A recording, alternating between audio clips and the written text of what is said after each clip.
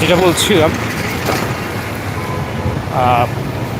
এদেশে চাকরি পাওয়া এখন যেন সোনার হরিণ দাঁড়িয়েছে।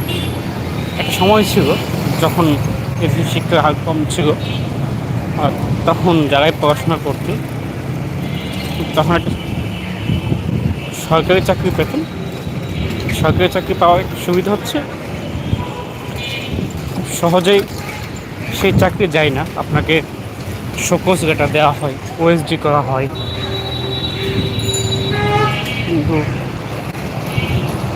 কোনো চাকরি যায় না সহজে। কিন্তু বেসরকারি চাকরির ক্ষেত্রে যেটা হয় সেটা হচ্ছে খুব দ্রুত চাকরি চলে যায়।